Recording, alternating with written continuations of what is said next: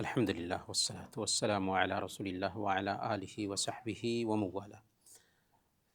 محترم بھائیو، السلام علیکم ورحمۃ اللہ وبرکاتہ۔ سورہ البقرہ کی تفسیر جاری ہے اور آج ہم انشاءاللہ سورہ البقرہ کی آیت نمبر 142 سے 144 تک کی آیات کی تفسیر جانیں گے۔ اللہ تعالیٰ فرماتا ہے: اعوذ باللہ من الشیطان الرجیم، بسم اللہ الرحمن الرحیم۔ سيقول السفهاء من الناس ما ولاهم عن قبلتهم التي كانوا عليها قل لله المشرق والمغرب يهدي من يشاء إلى صراط مستقيم۔ ان قریب لوگوں میں سے بیوقوف لوگ کہیں گے، کس چیز نے انہیں ان کے اس قبلہ سے پھیر دیا جس پر وہ تھے؟ کہہ دے، اللہ ہی کے لیے مشرق اور مغرب ہے، وہ جسے چاہتا ہے سیدھے راستے کی ہدایت دیتا ہے۔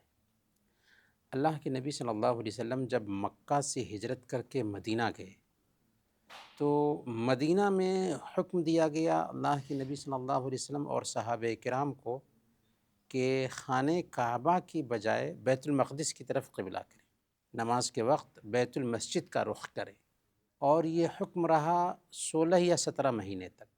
پھر حکم چینج کر دیا گیا، 16 یا 17 مہینے کے بعد پھر حکم دے دیا گیا کہ خانہ کعبہ کو اپنا قبلہ بنائیے۔ یہ ہے تحویل قبلہ کا حکم، قبلہ بدلنے کا حکم۔ آخر سوال یہ ہے کہ اللہ کے نبی صلی اللہ علیہ وسلم جب مکہ سے ہجرت کر کے مدینہ گئے تو مکہ میں خانہ کعبہ کو ہی قبلہ بناتے تھے، مدینہ گئے تو اچانک حکم دے دیا گیا کہ بیت المقدس کو قبلہ بنائیے۔ اس میں کیا حکمت تھی؟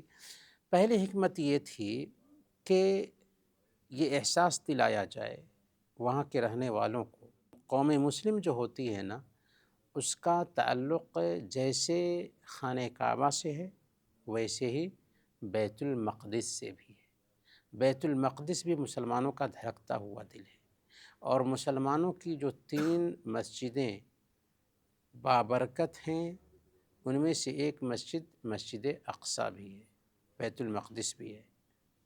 یہ احساس پیدا کرنے کے لیے اسی لیے ان 3 مسجدوں کی طرف زیارت کی نیت سے ہجرت کیا جا سکتا ہے، سفر کیا جا سکتا ہے۔ دوسرا مقصد یہ تھا تاکہ یہودیوں کا دل جیتا جا سکے، کیونکہ یہودی بھی بیت المقدس کی طرف ہی منہ کر کے نماز پڑھتے تھے۔ تو یہ احساس دلایا جائے یہودیوں کو کہ دیکھو، ہم کوئی نیا مذہب لے کر کے نہیں آئے ہیں، بلکہ اسی دین کو اپڈیٹ کر رہے ہیں جو دین حضرت آدم علیہ السلام کے زمانے سے آ رہا ہے، جسے لے کر کے حضرت موسیٰ علیہ السلام بھی آئے تھے، حضرت عیسیٰ علیہ السلام بھی آئے تھے۔ اس میں تم نے چینجنگ کی تھی، لیکن اس دین میں چینجنگ نہیں ہے۔ تو ان کا دل جیتنا بھی مقصود تھا۔ اللہ تعالیٰ نے اس کی بنیادی حکمت کیا تھی قرآن کریم میں بیان کر دیا۔ ابھی آگے کی آیات میں اللہ تعالیٰ فرمائے گا کہ اللہ تعالیٰ جاننا چاہ رہا تھا کہ اطاعت کا جذبہ کس کے اندر ہے، کس کے اندر نہیں۔ دیکھیں، اللہ تعالیٰ نے کچھ چیزوں کا حکم دیا ہے تو اس کی حکمت بتا دی ہے، اور کلیئر حکمت ہے، وہ حکمت سمجھ میں آتی ہے۔ اور کچھ کام ایسے ہیں شریعت میں جن کو تعبدی کہتے ہیں، عبادت سمجھ کر کے کرنا کہتے ہیں، وہاں پر ہماری بھونڈی عقل ساتھ نہیں دے رہی ہوتی ہے، حالانکہ اس کے اندر بھی حکمت ہے اللہ تعالیٰ کی۔ ہماری عقل ساتھ نہیں دیتی کیونکہ ہماری عقل محدود ہے، اور عقل کا خالق کون ہے؟ اللہ تعالیٰ ہے۔ تو وہ جانتا ہے کہ اس کے اندر کیا فلسفہ ہے، کیا حکمت ہے۔ تو اللہ تعالیٰ کچھ چیزوں کو فرض قرار دے کر کے، کچھ چیزوں کا حکم دے کر کے اطاعت کا جذبہ پیدا کرنا چاہتا ہے بندے کے اندر۔ موٹی سی مثال لیجئے کہ ایک مالک جو ہوتا ہے نا، اپنے نوکر سے یہ نہیں سننا چاہتا کہ آخر آپ ایسا کیوں بول رہے ہیں، اس کام کا حکم کیوں دے رہے ہیں، سننا چاہتا ہے۔ اگر نوکر مالک سے بولے کہ آخر میں ایسا کیوں کروں، مالک کو اچھا لگے گا؟ نہیں۔ مالک کا کام ہوتا ہے کہ آرڈر جو دے مالک، نوکر اسے بجا لائے۔ اور ہم اللہ تعالیٰ کے غلام ہیں۔ ہر طرح کی غلامی کو چھوڑ کر کے اللہ کی غلامی ہم نے اختیار کیا ہے۔ تو اللہ اور اس کے رسول کے حکم کے سامنے سر ٹیک دینا ہی دراصل اسلام ہے۔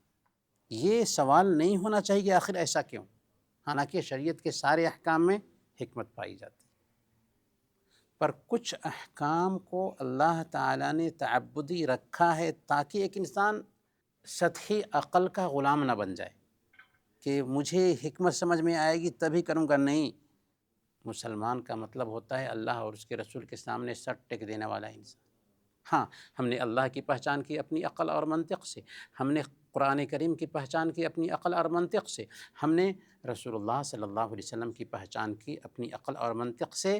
اندھ وشواس کے شکار نہیں ہوئے کہ باپ داداؤں نے جیسا کیا ویسے ہی کریں گے، نہیں، بلکہ ہم نے عقل سے کام لیا اور سچائی کی کھوج کی۔ اب اس کے بعد ہمارے لیے حکم یہ ہے کہ ہم اطاعت کریں۔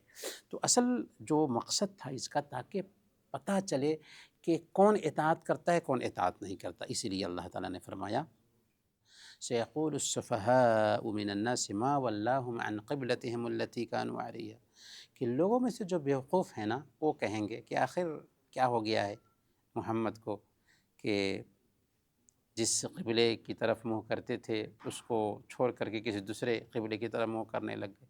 کیا ہو گیا اس میں؟ اگر پہلا قبلہ صحیح تھا تو دوسرا قبلہ بنانے کی کیا ضرورت تھی؟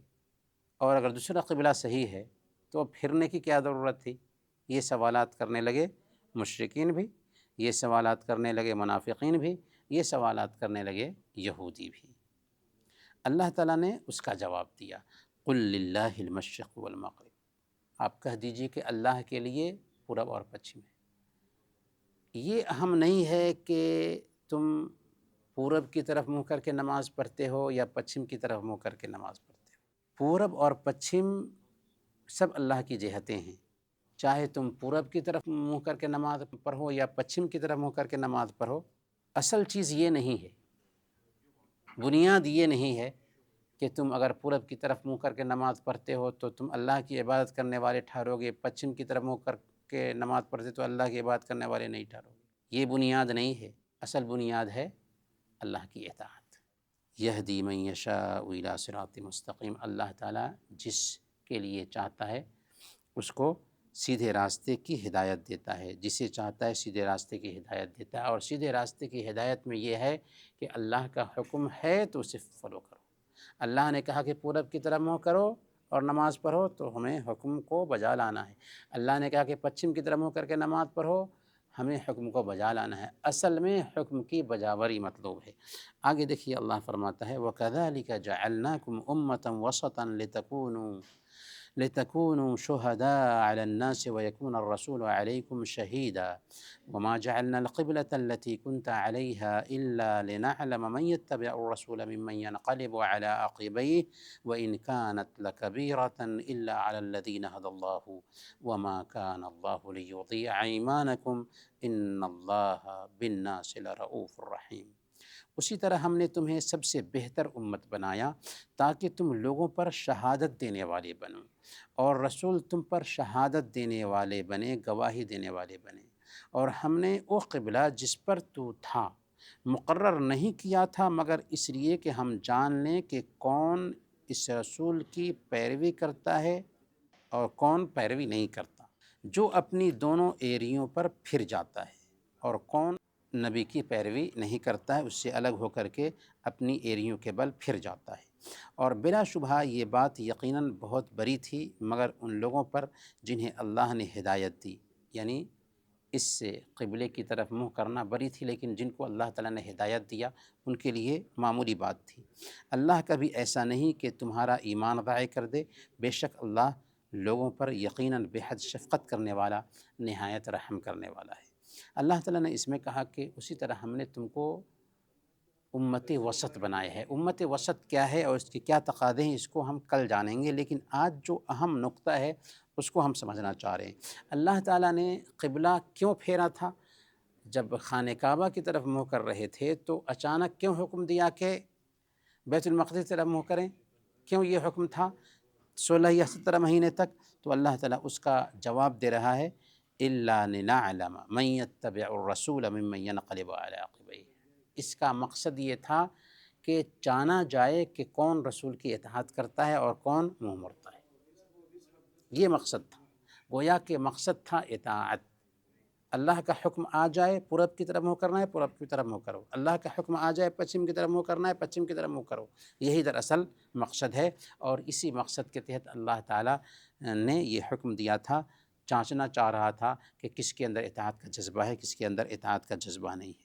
اس کے بعد مسئلہ کیا ہوا کہ جب قبلہ کو پھیرنے کا حکم دے دیا گیا، خانہ کعبہ کی طرف منہ کر کے نماز پڑھتے تھے، بیت المقدس کی طرف منہ کر کے نماز پڑھنے لگے، پھر حکم آیا کہ خانہ کعبہ کی طرف منہ کر کے نماز پڑھو۔ تو بہت سارے ایسے صحابہ تھے جو خانہ کعبہ کی طرف منہ کر کے نماز پڑھنے سے پہلے ہی وفات پا گئے تھے۔ تو اب کچھ لوگوں کے ذہن میں یہ سوال پیدا ہوا کہ ابھی تو ہم خانہ کعبہ کی طرف منہ کر کے نماز پڑھتے ہیں، جن لوگوں نے بیت المقدس کی طرف منہ کر کے نماز پڑھی تھی ان کی نماز کا کیا حال ہوگا؟ اب تو قبلہ بدل گیا ہے۔ تو ان کے ذہن میں سوال پیدا ہوا کہ ایسا تو نہیں کہ اللہ تعالیٰ ان کی نمازیں قبول نہیں کرے گا؟ تو اللہ تعالیٰ نے فرمایا وَمَا كَانَ اللَّهُ لِيُضِيعَ إِيمَانَكُمْ، اللہ تعالیٰ تمہارے ایمان کو ضائع کرنے والا نہیں ہے۔ ایمان سے مراد نماز ہے۔ ایمان سے مراد کیا ہے؟ نماز ہے۔ اس آیت میں اللہ تعالیٰ نے نماز کو ایمان قرار دیا۔ اس سے پتہ یہ چلتا ہے کہ نماز کوئی معمولی عبادت نہیں ہے، بلکہ ڈائریکٹ ایمان سے اس کا تعلق ہے۔ نماز نہیں تو ایمان نہیں۔ بین الرجل و بین الکفر والشرک ترک الصلاۃ، ایک آدمی اور کفر و شرک کے بیچ فرق کرنے والی چیز نماز ہے۔ اللہ تعالیٰ نے کہا انما المؤمنون اخوہ، مومن آپس میں بھائی بھائی ہیں۔ اور نماز کے بارے میں اللہ تعالیٰ کیا فرماتا ہے؟ فَإِن تَابُوا وَأَقَامُوا الصَّلَاةَ فَإِخْوَانُكُمْ فِي الدِّينِ، اگر آپ توبہ کر لیتے ہیں اور نماز قائم کرنے لگ جاتے ہیں تب تمہارے بھائی ہیں۔ گویا کہ بھائی چارہ قائم رہنے کے لیے نمازوں کی پابندی ضروری ہے۔ جو نماز قائم نہیں کرتا وہ ہمارا بھائی نہیں ہے۔ تو گویا کہ نماز یہ ایمان کا حصہ ہے۔ ان اللہ بالناس لرؤوف الرحیم۔ آگے کی آیت کو دیکھتے ہیں۔ قد نرى تقلب وجهك في السماء فلنولينك قبلة ترضاها فول وجهك شطر المسجد الحرام وحيث ما كنتم فولوا وجوهكم شطره وإن الذين أوتوا الكتاب ليعلمون أنه الحق من ربهم وما الله بغافل عما يعملون، یقیناً ہم تیرے چہرے کا بار بار آسمان کی طرف پھرنا دیکھ رہے ہیں، تو ہم تجھے اس قبلے کی طرف ضرور پھیر دیں گے جسے تو پسند کرتا ہے، سو اپنا چہرہ مسجد حرام کی طرف پھیر لے، اور تم جہاں بھی ہو سو اپنے چہرے اسی کی طرف پھیر لو، اور بے شک وہ لوگ جنہیں کتاب دی گئی ہے یقیناً جانتے ہیں کہ بے شک ان کے رب کی طرف سے یہی حق ہے، اور اللہ اس سے ہرگز غافل نہیں جو وہ کر رہے ہیں۔ اللہ تعالیٰ نے اس آیت کریمہ میں حکم دیا کہ اللہ کے نبی صلی اللہ علیہ وسلم کی خواہش بھی تھی، آپ کی تمنا بھی تھی، آپ کی چاہت بھی تھی کہ بیت المقدس کی طرف قبلہ کرنے کی بجائے جیسے ہم خانہ کعبہ کی طرف منہ کر کے نماز پڑھتے تھے ویسے ہی حکم دے دیا جاتا۔ اسی لیے اللہ کے نبی صلی اللہ علیہ وسلم کبھی کبھار آسمان کی طرف دیکھتے تھے کہ حکم آ جائے کہ جیسے ہم خانہ کعبہ کو قبلہ بناتے تھے ویسے ہی خانہ کعبہ کو قبلہ بنانے لگ جائیں۔ تو اللہ تعالیٰ نے حکم اتار بھی دیا۔ آگے اللہ تعالیٰ نے فرمایا کہ جو لوگ کتاب دیے گئے ہیں وہ جانتے ہیں کہ ایمان والوں کا جو قبلہ ہوگا وہ بیت المقدس نہیں بلکہ خانہ کعبہ ہوگا۔ باضابطہ مسند احمد کی ایک روایت میں حضرت عائشہ صدیقہ رضی اللہ تعالی عنہا بیان فرماتی ہیں کہ اللہ کے نبی صلی اللہ علیہ وسلم نے بیان فرمایا کہ اہل کتاب ہم پر کسی چیز پر اتنا حسد نہیں کرتے جتنا جمعہ کے دن پر کرتے ہیں کہ اللہ تعالیٰ نے ہمیں اس کی ہدایت دی اور وہ اس سے گمراہ ہوئے، اور اس قبلہ پر جس کی اللہ تعالیٰ نے ہمیں ہدایت دی اور وہ اس سے گمراہ ہو گئے، اور امام کے پیچھے آمین کہنے پر۔ تو گویا کہ وہ جانتے ہیں کہ مسلمانوں کا اصل قبلہ خانہ کعبہ ہے، لیکن جاننے کے باوجود بھی وہ انکار کرتے ہیں۔ تو اسی کے بارے میں اللہ نے فرمایا کہ وَإِنَّ الَّذِينَ أُوتُوا الْكِتَابَ لَيَعْلَمُونَ أَنَّهُ الْحَقُّ مِنْ رَبِّهِمْ، وہ جانتے ہیں کہ مسلمانوں کا قبلہ خانہ کعبہ ہے، لیکن پھر بھی وہ شرارت کرتے ہیں اور اس طرح کے سوالات کر رہے ہیں۔ وَمَا اللَّهُ بِغَافِلٍ عَمَّا تَعْمَلُونَ، جو تم کرتے ہو اللہ تعالیٰ اس سے غافل نہیں۔ برکیف یہ آیات دراصل ہمیں تحویل قبلہ کے احکام کو سکھاتی ہیں کہ اللہ رب العالمین اس کے ذریعہ لوگوں کے ایمان کو جانچنا چاہ رہا تھا، اور یہ تعبدی احکام میں اللہ تعالیٰ نے ایسا کیا ہے کہ بندہ اللہ تعالیٰ کی حکمت جانے اور پہچانے بغیر اس کے سامنے اپنا سر ٹیک دے۔ اللہ تعالیٰ سے دعا ہے کہ اللہ تعالیٰ ہم سب کو شریعت کے مطابق عمل کرنے کی توفیق عطا فرمائے۔ آمین و صلی اللہ علی نبینا محمد وعلی آلہ وصحبہ۔